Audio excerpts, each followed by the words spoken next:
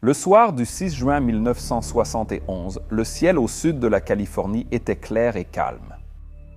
C'était le genre de journée idéale pour les pilotes. Bonne visibilité, air calme et température basse, permettant au moteur de bien fonctionner. À l'est de Los Angeles, les montagnes se détachaient dans la lumière de fin d'après-midi, tandis que le bassin était rempli de brume et de smog. Cela signifiait qu'au niveau du sol, la visibilité variait entre 3 et 6 miles. Et un fin voile de nuages épars se trouvait bien au-dessus de cela, à environ 23 000 pieds. Maintenant, bien au-dessus de la banlieue de Los Angeles, deux avions se dirigeaient régulièrement vers leurs destinations respectives. L'un était un McDonnell Douglas commercial, neuf qui venait de décoller de l'aéroport international de Los Angeles et montait régulièrement. Avec son fuselage blanc captant les derniers rayons du soleil alors qu'il virait vers le nord-est et à plusieurs kilomètres de là, un autre avion très différent traversait ce même espace aérien. C'était un F-4 Phantom du corps des Marines des États-Unis, un chasseur bimoteur rapide conçu pour intercepter les bombardiers soviétiques.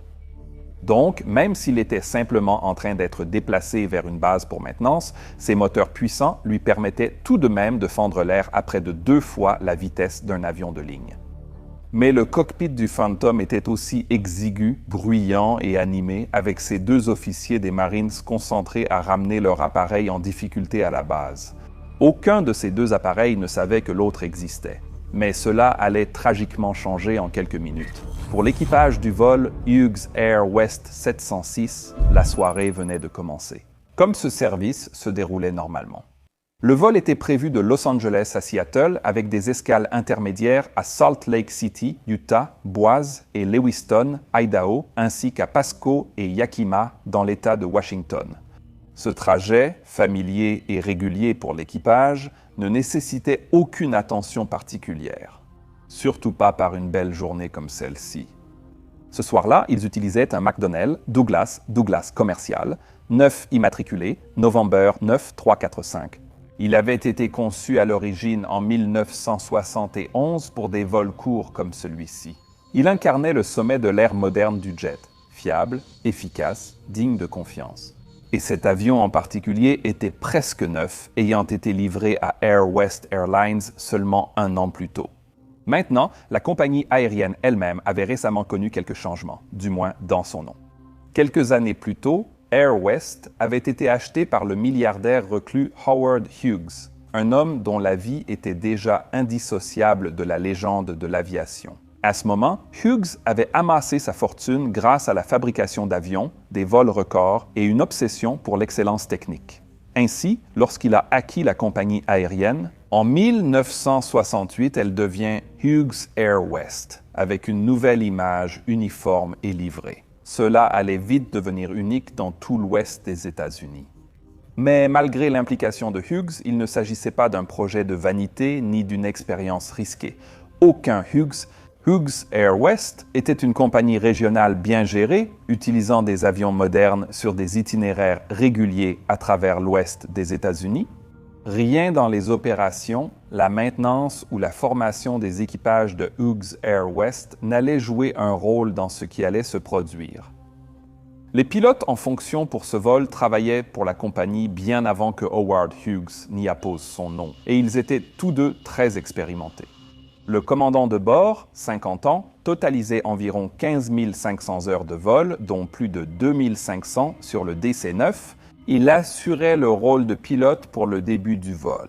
Tandis que son copilote âgé de 49 ans, qui avait accumulé 17 100 heures de vol au total et environ 300 sur le Douglas commercial, 9 seraient le pilote surveillant. Derrière eux, 3 membres d'équipage cabine et 44 passagers ont rejoint, portant le total à 49 personnes pour le premier vol, dont 18 à ce moment-là. Vol local 706 s'est aligné et a accéléré sur la piste de l'aéroport international de Los Angeles. Après le décollage, le DC-9 a viré à l'est, s'éloignant des lumières de la ville. Après avoir rentré le train d'atterrissage, les volets et fini la checklist, le cockpit a retrouvé son rythme habituel de départ. avec les pilotes effectuant les annonces standards et vérifiant la pressurisation comme ils l'avaient fait des centaines de fois auparavant, le pilote automatique a été engagé en passant les 10 000 pieds et après cela, l'équipage a simplement poursuivi une montée régulière en suivant les instructions du contrôleur aérien, comme prévu dans l'espace aérien du sud de la Californie. L'équipage a accusé réception de quelques avis de trafic de routine reçus des contrôleurs pendant la montée. Ces informations ont juste été mémorisées, car rien ne leur a paru inhabituel ou ne les a affectés alors. À 04, le vol 706 a ensuite été transféré du contrôle départ de Los Angeles au centre de contrôle de la circulation aérienne en route de Los Angeles, qui était un secteur en route de niveau supérieur responsable des départs vers l'est, montant hors du bassin de Los Angeles et en direction du haut désert au-delà des montagnes. Dans le cockpit, la charge de travail restait stable et routinière. Le commandant surveillait la montée et la vitesse, le copilote gérait radio et navigation. De leur point de vue, tout dans ce vol renforçait le même message. Ils montèrent sur un cap assigné sous contrôle radar, parlaient au contrôleur aérien approprié et passaient en douceur de leur départ vers la croisière. Il n'y avait donc aucune indication que quelque chose n'allait pas. Mais comme vous allez le voir et comme vous le savez déjà si vous suivez cette chaîne depuis un moment, il faut qu'une série de petites vulnérabilités s'alignent pour qu'un accident se produise. Et il s'avère que cela s'applique aussi à votre sécurité personnelle. Beaucoup pensent que la fraude ou le vol d'identité exige un piratage complexe. Pourtant, la réalité est que la majorité des cybercriminels achètent simplement vos informations directement auprès d'entreprises appelées courtiers en données. En fait, il est probable que vos informations soient en vente en ce moment même, et cela est d'une certaine manière parfaitement légal. Mais la bonne nouvelle, c'est que vous pouvez riposter en utilisant le sponsor d'aujourd'hui, Incogni. Incogni vous aidera à retrouver votre autonomie en ligne, en traquant ces sites de courtiers en données et en les forçant à supprimer vos informations. Et ils m'ont vraiment été d'une grande aide jusqu'à présent. Ils ont supprimé mes informations de plus de 200 sites différents, y compris des sites dont je n'avais même jamais entendu parler. Cela veut aussi dire que je reçois moins d'appels et d'emails indésirables, ce qui me permet de me concentrer sur la création de contenu pour vous. Maintenant, une fois que vous vous êtes inscrit, vous pouvez simplement laisser Incogni travailler en arrière-plan ou utiliser leur fonctionnalité de suppression personnalisée pour demander manuellement la suppression de certains sites spécifiques. Vous recevez peut-être des spams ou avez rencontré ces liens. Soumettez simplement le lien à supprimer dans votre tableau de bord, ils s'en chargent aussitôt. Pour profiter d'une remise exceptionnelle, allez sur incogni.com/pilote et saisissez le code pilote. Ils proposent aussi une garantie satisfait ou remboursée, donc aucun risque à essayer. Merci Incogni. Revenons à l'histoire. À plusieurs kilomètres du vol 706, l'autre avion de cette histoire vivait une journée très différente. C'était un McDonnell F-4 Phantom II du corps des Marines des États-Unis, immatriculé 51458, identifié seulement par son indicatif BUNO 458, ou Phantom 458. À l'époque, cet avion avait 7 ans et comptait un peu plus de 2000 heures de vol sur sa cellule. Le F-4 Phantom est un intercepteur bimoteur à 2 places conçu à la fin des années 50 pour répondre à une mission très spécifique. Pour détecter, intercepter et détruire les bombardiers soviétiques rapides et à haute altitude avant qu'ils n'atteignent l'espace aérien nord-américain ou allié. Et il avait été conçu pour un monde où le temps de réaction comptait plus que l'efficacité. Et là où cet avion était censé opérer loin des bases alliées, souvent dans des conditions de combat, avec très peu de marge d'erreur. Pour survivre dans ce type d'environnement, le Phantom a été conçu pour être très robuste, car à l'époque, les avions de chasse étaient conçus pour résister à la première vague attendue d'une guerre nucléaire entre les deux superpuissances. Et cela signifiait aussi qu'il devait être capable de continuer à voler même lorsque certaines de ses parties étaient endommagées, pas de façon confortable ou indéfinie, mais au moins suffisamment longtemps pour ramener son équipage à la maison. Cette conception s'est avérée très efficace au combat, permettant au Phantom de voler dans des conditions qui auraient immobilisé tout avion de ligne. En gros, en s'appuyant sur la doctrine, la formation et l'acceptation du risque. Cela avait du sens en contexte militaire, mais entraînait des conséquences différentes si l'appareil entrait dans le système civil, ce qui reste important à noter. Le Phantom était vraiment excellent dans son domaine. Certaines forces armées l'utilisent encore aujourd'hui avec quelques radars et capteurs modernisés. Mais le 6 juin 1971, ce Phantom était en mauvais état. 2 jours plus tôt, le 4 juin, l'appareil avait quitté la base aérienne du corps des Marines El Toro, près de Los Angeles, pour un entraînement de routine avec 2 avions. Le plan prévoyait un long vol transcontinental vers le nord jusqu'à la base aérienne de McCord dans l'État de Washington, en passant par la base aérienne de McClellan à Sacramento à l'aller, puis un vol de retour vers le sud via Mountain Home dans l'Idaho. L'équipage du Phantom comptait 2 membres, un pilote et un officier radar. L'officier d'interception radar, ou RIO, était assis dans le cockpit arrière et gérait le radar de l'appareil, les systèmes de navigation, les radios et les systèmes d'armes. Le pilote était assis à l'avant. Durant le combat, le Radar Intercept Officer gérait la détection, le suivi, l'utilisation des capteurs, le guidage des interceptions et la conscience de la situation. Le pilote devait uniquement se concentrer sur le pilotage du jet.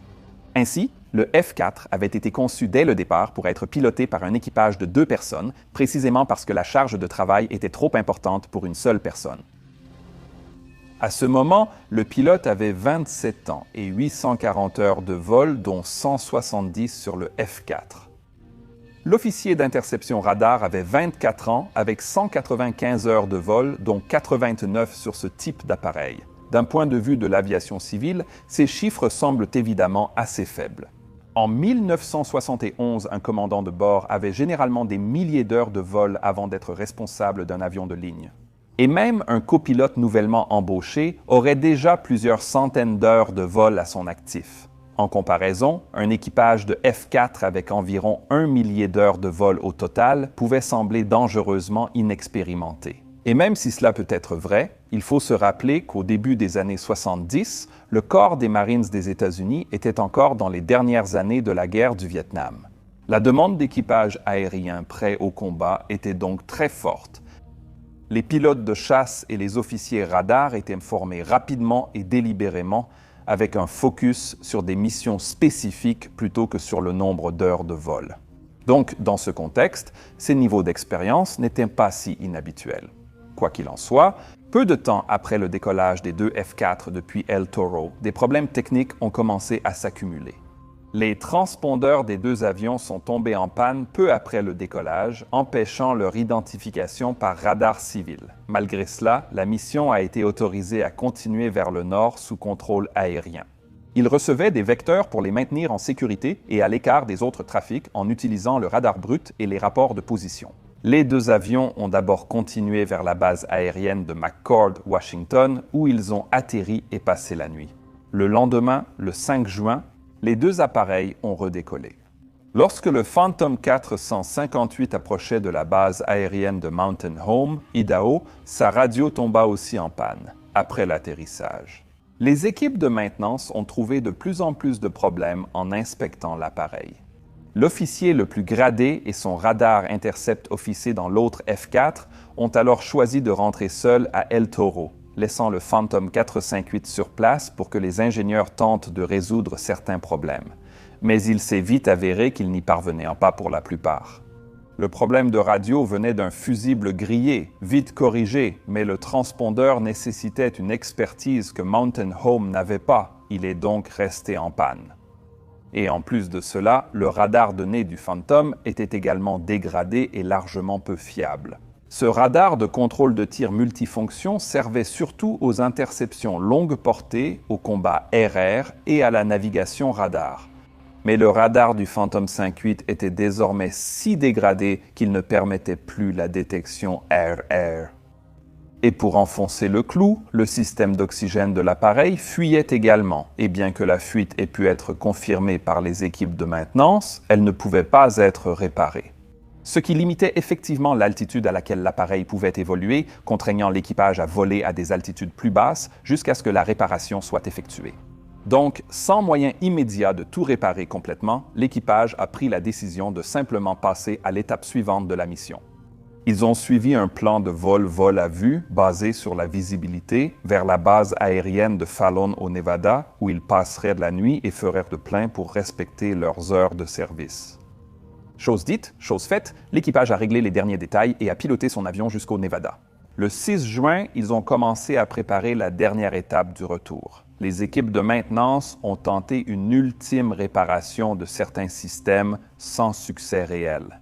Ils ont déterminé que seule la base d'El Toro, base d'attache du 458, disposait des capacités nécessaires pour résoudre tous ces problèmes. Avant de quitter Fallon, le pilote a informé l'officier de service de l'état technique de son appareil. L'officier de service lui a dit de ramener l'avion à El Toro en volant bas, la fuite d'oxygène rendant le vol en altitude impossible. Le transpondeur étant hors service, il ne pouvait pas légalement voler aux instruments dans l'espace aérien civil fréquenté. Ils devaient donc ramener le jet à la base en vol à vue à basse altitude, sous les zones contrôlées par les contrôleurs aériens civils. Comme un Cessna très rapide. Et cela signifiait également que le pilote et l'officier d'interception radar commençaient maintenant à planifier ce trajet en vol à vue pour rentrer en Californie du Sud. Et pour comprendre pourquoi cela avait du sens, il est utile de comprendre un peu mieux comment cet espace aérien fonctionnait en 1971. Vous voyez, à l'époque, la plupart des avions civils à réaction circulaient dans ce qu'on appelait la zone de contrôle positif, qui comprenait tout ce qui se trouvait au niveau de vol 400, soit 24 000 pieds et plus. Dans cet espace aérien, les contrôleurs maintenaient la séparation des avions grâce au radar et à l'espacement procédural. Et tous les avions qui y circulaient devaient obligatoirement être équipés de radios et de transpondeurs fonctionnels et voler selon les règles de vol aux instruments. Mais en dessous de cet espace, les règles étaient très différentes. Les avions volant à vue selon les règles de vol à vue ou vol à vue étaient en grande partie responsables de leur propre séparation. Les pilotes pouvaient demander aux contrôleurs aériens des conseils ou vecteurs d'évitement, sans garantie de réponse. Le trafic vol à vue devait toujours surveiller l'extérieur et éviter les autres appareils. Cette règle existait partout et existe d'ailleurs encore aujourd'hui. Ce qui distinguait les vols hors de la zone de contrôle positif, c'était l'absence d'autres moyens pour améliorer la séparation, pas seulement la règle « voir et éviter ». C'était l'équivalent du vol dans l'espace aérien non contrôlé de classe G aujourd'hui. De plus, la couverture radar était souvent incomplète et les transpondeurs non obligatoires à tous ces niveaux. Cela mettait donc toute la responsabilité de la séparation entre les mains des pilotes, un fait qui s'était déjà révélé très problématique. Les collisions en vol étaient fréquentes dans les années 50 et 60, surtout dans les zones terminales très fréquentées et sur les trajectoires communes de montée et descente. Et toutes les enquêtes montraient essentiellement le même schéma. Des avions opérant légalement par temps clair, avec des équipages scrutant le trafic, entraient tout de même en collision parce que les circonstances rendaient simplement la méthode voir et éviter insuffisante. Ce risque avait été accepté car l'infrastructure pour l'éviter n'existait pas encore. Ce risque était aggravé par la gestion du trafic commercial. En 1971, le trafic sous règles de vol aux instruments n'était pas assuré d'un contrôle continu du décollage à la descente. Les avions, au départ, quittaient souvent la zone de contrôle terminal de l'aéroport et traversaient une couche intermédiaire de l'espace aérien à couverture radar et responsabilité de séparation limitée. Et ce n'est qu'ensuite qu'ils entraient dans la zone de contrôle positif à une altitude plus élevée. Durant cet intervalle, le trafic instrument de vol pouvait brièvement partager l'espace aérien avec des avions en vol à vue, malgré une montée sur des routes à forte densité de jets. Aujourd'hui, nous avons des zones de contrôle terminal spécialement conçues pour maintenir les jets au départ et à l'arrivée sous contrôle positif continu. Et nous avons également des structures TRACON consolidées avec une couverture radar en couche, des transpondeurs obligatoires et une séparation positive s'étendant beaucoup plus près du sol, précisément à cette fin. Quoi qu'il en soit, alors que l'équipage du Phantom 458 se préparait à partir de Fallon le matin, on leur a dit qu'ils seraient retardés de plusieurs heures, à cause d'un meeting aérien fermant l'espace aérien d'El Toro cet après-midi. L'équipage a reporté le départ et a finalement décollé à 17h16 montant à 6000 pieds pour franchir le relief et les nuages au-dessus des montagnes. Ils sont ensuite descendus, volant à moins de 1000 pieds quand les vallées s'étendaient dans le haut désert du sud-ouest américain. À cette altitude, le Phantom était bien plus rapide que la plupart des avions civils sous l'espace aérien contrôlé. Cette vitesse modifiait fondamentalement la gestion du travail par l'équipage. À plusieurs centaines de nœuds, le terrain, les repères et les limites de l'espace aérien défilaient en secondes, donc les erreurs de navigation arrivaient très vite. La météo et la brume réduisaient le temps de réaction, tout trafic surgissant devant eux sans avertissement. Même si c'était le cas à l'arrière du cockpit, l'officier radar ne recherchait pas activement d'autres avions. À la place, il effectuait un exercice de cartographie radar en utilisant le radar de nez du Phantom en mode cartographie au sol. Ce mode servait à montrer les caractéristiques du terrain pour la navigation ou l'entraînement, pas à détecter des cibles en vol. Et les enquêteurs ont ensuite noté que s'ils devaient effectuer un exercice radar à ce moment du vol, il aurait dû régler le radar en mode recherche à la place. Même dégradé, le radar aurait donné quelques infos sur le trafic de vent au lieu de rien. Mais puisque ce mode n'a jamais été activé, le radar n'a fourni aucune conscience significative du trafic de vent et l'attention de l'opérateur était plutôt dirigée vers un écran qui n'était même pas destiné à servir d'aide à l'évitement des collisions, en particulier dans un espace aérien civil très fréquenté. Le pilote à l'avant scrutait l'extérieur, surveillant le relief et le trafic, sachant que tout pouvait surgir soudainement. À plus de 400 nœuds, vitesse à laquelle il naviguait désormais, la compression du temps était essentielle, car pour les pilotes, le balayage visuel ne se limite pas à regarder dehors. Il faut avoir assez de temps pour détecter un objet, l'identifier comme une menace, évaluer son mouvement et décider comment l'éviter. Chacune de ces étapes devait évidemment se dérouler beaucoup plus rapidement. Et c'est l'une des raisons pour lesquelles nous avons une limitation de vitesse obligatoire de 250 nœuds en dessous de 10 000 pieds dans la plupart des régions du monde aujourd'hui. Quoi qu'il en soit, près de Bakersfield, l'équipage a demandé la météo à El Toro au contrôleur aérien. Les conditions semblaient gérables, mais le bassin de Los Angeles était très encombré, comme toujours. Ainsi, plutôt que d'essayer de traverser directement la ville, l'équipage a alors pris une autre décision qui semblait prudente à ce moment-là. Au lieu d'aller directement au nord vers El Toro, il passerait par l'est vers Palmdale, évitant ainsi le trafic avant de reprendre au sud vers la base. Le sud de la Californie a un espace aérien difficile avec un relief qui monte vite, passant du désert à des montagnes escarpées. De plus, alors que Phantom 458 se dirigeait à l'est de Bakersfield, vers la chaîne de San Gabriel, la visibilité se détériora. La brume épaississait, adoucissant le paysage et rendant les repères familiers difficiles à distinguer. Voler aussi bas devenait de plus en plus inconfortable pour le pilote. Pour garder le terrain en vue et éviter de voler à l'aveugle vers un relief, le pilote prit de l'altitude. Il a accéléré les moteurs du Phantom, puis a cabré brusquement, en voyant l'avion grimper vers un nouvel objectif d'altitude de 15 500 pieds. Là-haut, il respectait toujours pleinement les règles puisqu'il n'était pas encore entré dans la zone de contrôle positif. Mais cela signifiait aussi que leur trajectoire finirait dans le couloir emprunté par les jets quittant Los Angeles vers le nord-est. Alors que le vol 706 de Hughes Air West montait vers l'est sur l'un des couloirs de départ les plus fréquentés du pays. Il allait aussi traverser des altitudes où le contrôleur aérien n'avait pas encore pleine autorité. Simultanément, le Phantom 458 volait en vol à vue légalement hors de l'espace contrôlé et venait d'entrer dans cette tranche verticale d'espace. Cela signifiait que ces deux avions opéraient parfaitement dans le respect des règles existantes, mais sans aucun système de contrôle fonctionnel pour les maintenir séparés. Alors que le Phantom s'élevait dans la brume à bord du vol 706, les pilotes continuaient également à monter en douceur en s'éloignant de la ville. À l'heure 18:06, ils ont ensuite été transférés au centre de contrôle de Los Angeles, quittant la zone terminale pour le système d'espace aérien plus large. 3 minutes plus tard, à 12 000 pieds, l'équipage a reçu l'ordre de virer à gauche sur un cap 0,40 degrés, puis de rejoindre un point. Appelé Daggett, le copilote a accusé réception. Virez à gauche sur 0,40, puis vers Daggett. Et ce sera la dernière transmission que cet équipage fera jamais. À ce moment-là, le Douglas commercial, neuf, et le Phantom n'étaient pas seulement inconscients de la présence l'un de l'autre, ils étaient également séparés par des fréquences radio différentes. Vous voyez, alors qu'ils quittaient LAX en montée, le vol 706 communiquait avec le centre de Los Angeles, mais le Phantom 458 n'y participait pas.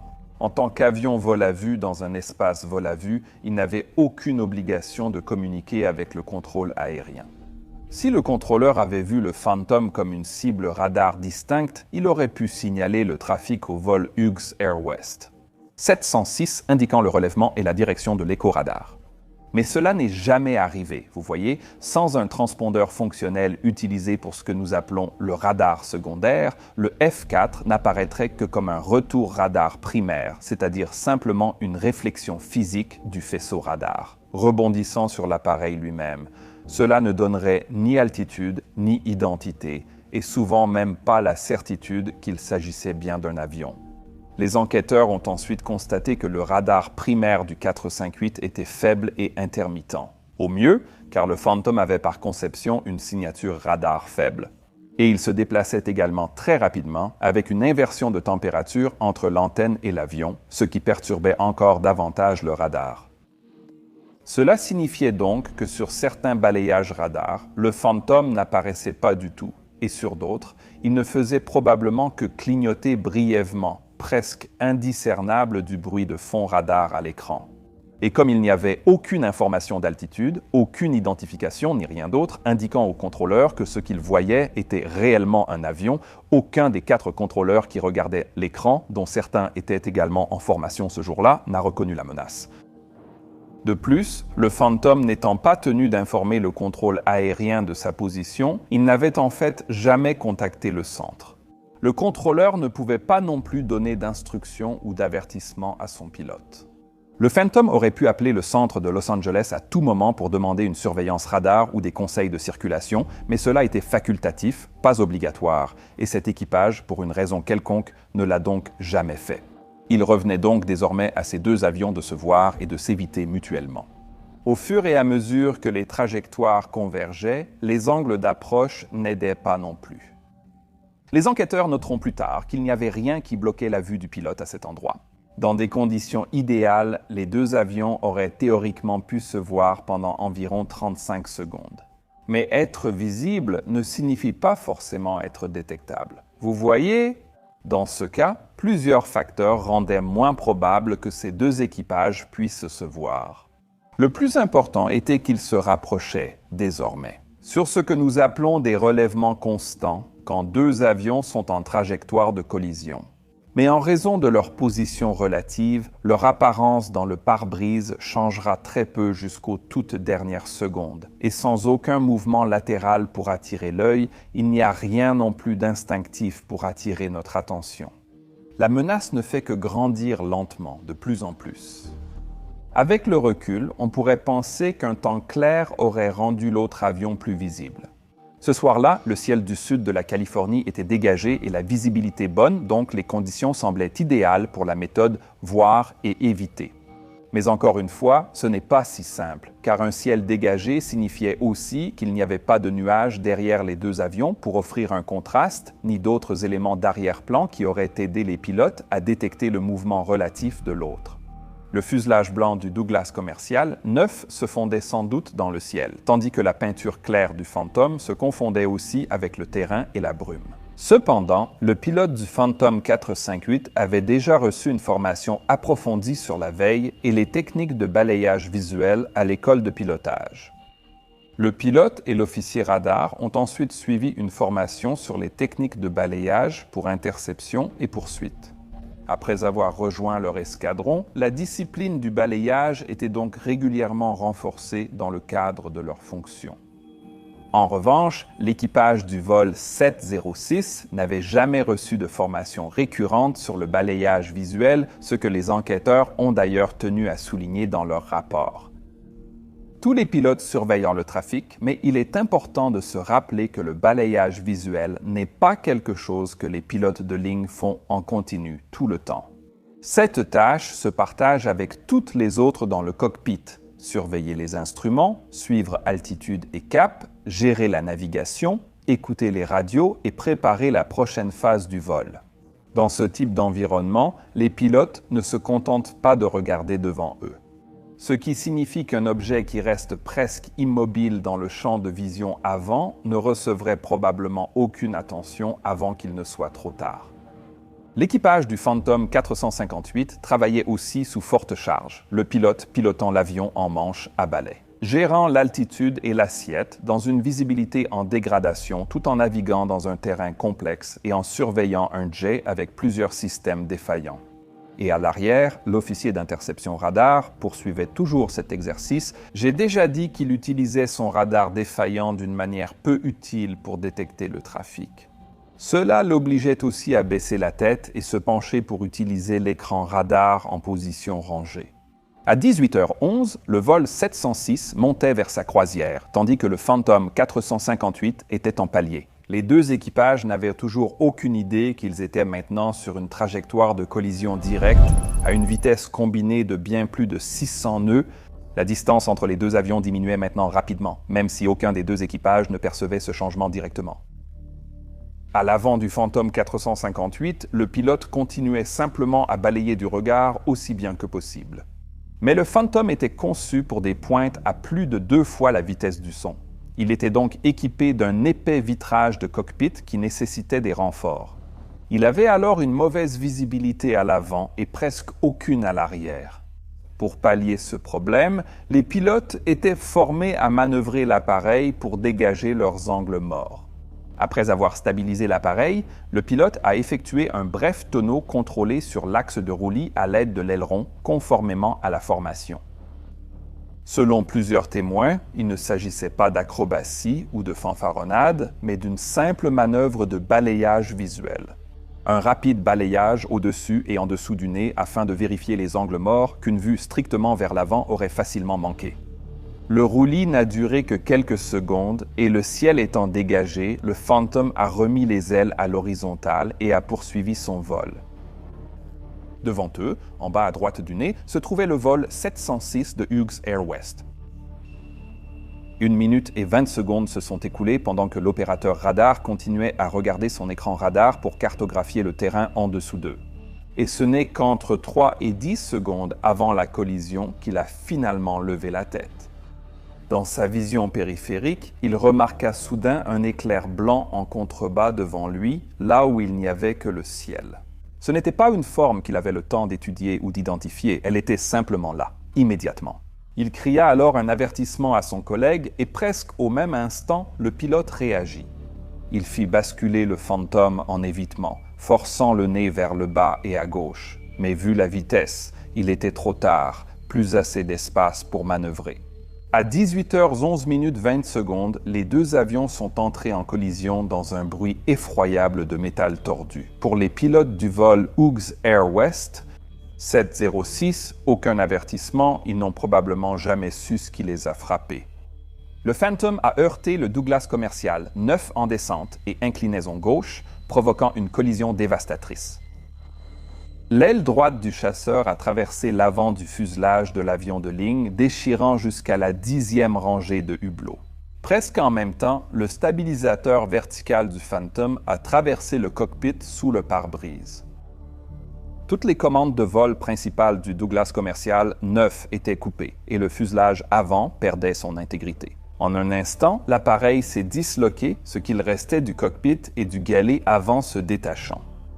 Des témoins au sol ont décrit une explosion dans le ciel. Et ils ont vu le Douglas commercial 9 cabrer soudainement, puis partir en roulis à gauche, avec des morceaux de l'appareil se détachant presque immédiatement, laissant une traînée de débris alors qu'il commençait à tomber en vrille vers le sol. Au centre de contrôle de Los Angeles, la cible du vol 706 sur les radars n'avait bientôt plus aucun sens. Sa trajectoire régulière avait disparu, remplacés par des échos fragmentés et clignotants, révélant des éléments ne correspondant plus à un seul appareil. À ce moment-là, les débris du Douglas commercial, 9, étaient déjà engagés dans une descente abrupte et incontrôlée, les forces aérodynamiques continuant de déchirer ce qui restait de la cellule, provoquant d'autres ruptures structurelles. Pour l'équipage du Phantom 458, la collision aurait pu être survivable. Le F-4 avait percuté le Douglas commercial 9 à une vitesse de 420 nœuds et la violence de cette collision avait évidemment gravement endommagé l'appareil. Le nez du Phantom a été arraché, l'aile droite pulvérisée et la queue détachée, ce qui a déstabilisé l'avion, entraînant un lacet et un roulis. Alors que des débris passaient devant le cockpit, à l'intérieur, le pilote et l'officier d'interception radar se sont soudain retrouvés à lutter contre une machine qui n'était plus contrôlable. Le Phantom était équipé d'un système d'éjection offrant une ultime chance à l'équipage en cas d'échec total. Et dans ces dernières secondes, ce système est devenu la seule option restante, mais aussi le dernier système à tomber en panne. L'officier d'interception radar assis à l'arrière a déclenché son éjection en premier, et cette seule action a déclenché une chaîne d'événements qui a finalement scellé l'issue. Le système d'évacuation du Phantom reposait sur une chaîne d'événements complexe et parfaitement synchronisée en quelques millisecondes. Lorsqu'il était déclenché, des charges explosives étaient censées éjecter les verrières, et ce n'est qu'une fois les verrières dégagées que le circuit électrique permettait d'allumer les moteurs fusées des sièges éjectables. La verrière devait maintenant être totalement retirée de l'avion. Ainsi, pour garantir cette séquence, le système comprenait un disjoncteur qui empêchait physiquement le siège de s'éjecter si la verrière était encore en place. En théorie, cela garantissait la sécurité, mais ici, l'éjection de l'officier radar en premier a perturbé le circuit permettant au commandant de libérer sa verrière. La verrière bloquée a empêché le siège éjectable de fonctionner, piégeant le commandant à l'intérieur de l'appareil en feu. Ce n'était ni une coïncidence ni une panne inconnue. C'était un défaut de conception connu dans le siège éjectable et la verrière du F-4 Bravo, ce qui rendait probable, bien que non garanti, que si l'officier d'interception radar s'éjectait en premier, le commandant de bord pourrait ne pas être en mesure de s'éjecter du tout. La correction de ce défaut existait déjà. La Marine et le Corps des Marines avaient prévu d'équiper leurs appareils d'un système amélioré supprimant cette vulnérabilité. Et le Phantom 458 devait recevoir cette modification le mois suivant. Mais le 6 juin 1971, il volait toujours avec sa conception d'origine, scellant le destin de son pilote. Après une brève descente vers la Terre, le Phantom 458 s'est écrasé à la lisière sud des montagnes San Gabriel, le pilote toujours coincé à bord, à environ 1 mile de là. Au même moment, le Douglas commercial 9 a percuté la montagne, tuant les 49 passagers et membres d'équipage. L'officier d'interception radar du Phantom a réussi à sauter en parachute dans la vallée de San Gabriel, faisant de lui le seul survivant de l'accident. Les enquêteurs ont ensuite reconstitué l'accident à partir des enregistrements contrôle du trafic aérien des tracés radars, de témoignages, dont celui de l'officier radar du Phantom, et des preuves matérielles. Dispersé dans les montagnes de San Gabriel, l'incendie après l'accident a totalement détruit le cockpit du Douglas commercial 9. L'enregistreur vocal fonctionnait, mais l'enregistreur de données de vol ne captait que peu de paramètres, et le Phantom 458 n'avait aucun enregistreur. Les enquêteurs ont donc dû reconstituer les derniers instants, surtout grâce à des preuves externes, et non à partir des avions. Et le tableau qui s'est rapidement dessiné était profondément dérangeant, car il ne semblait pas reposer sur une seule erreur. Le vol 706 a décollé normalement en instrument de vol.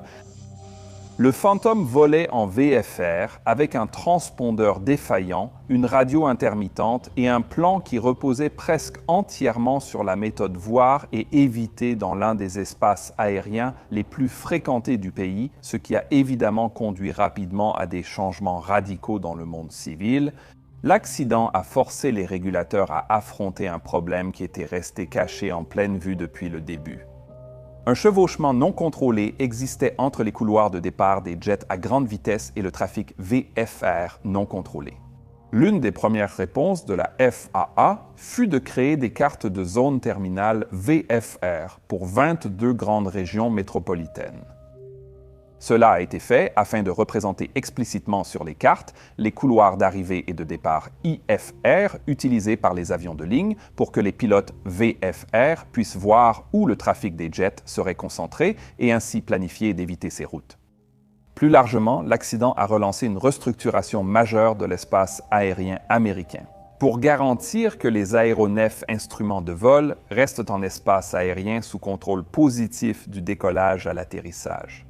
Cet effort a entraîné l'élargissement des zones de contrôle terminal et des espaces aériens contrôlés en altitude, fermant peu à peu ces zones non contrôlées dangereuses.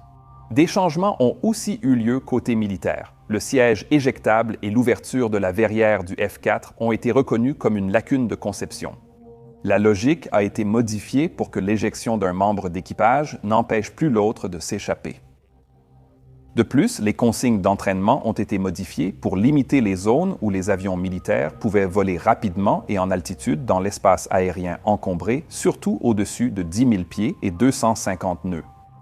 Les équipages étaient formés à demander une surveillance radar et des conseils de trafic aux contrôleurs civils et militaires lors des vols à vue.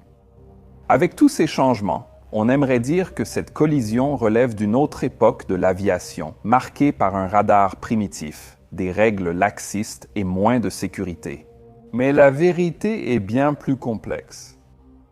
Certes, la technologie et les avions ont évolué, mais l'espace aérien est aussi bien plus encombré. Au cours des 54 années qui se sont écoulées depuis cette collision, malheureusement, les problèmes sous-jacents qui l'ont provoquée n'ont pas encore été entièrement résolus.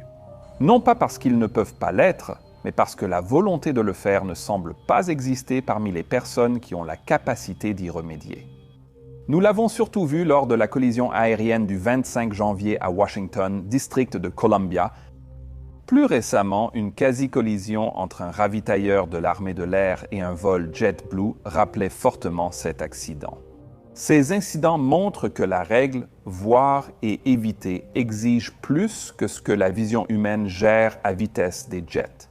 Et il semble que l'armée américaine soit autorisée à opérer avec beaucoup moins de supervision que le trafic aérien civil, tout en partageant le même espace aérien que nous. Maintenant, nous attendons encore le rapport final sur la collision de janvier à Washington, district de Columbia. Dès sa publication, je le détaillerai. Et je ne serais pas surpris si l'on y trouve également des parallèles très troublants avec cet accident. Je suis Peter Hornfeld et vous regardez Mentor Pilot. Soutenez-nous sur patreon.com pour me rejoindre. /Mentor Pilote, inscrivez-vous ou soutenez notre sponsor. Passez une excellente journée où que vous soyez. À la prochaine.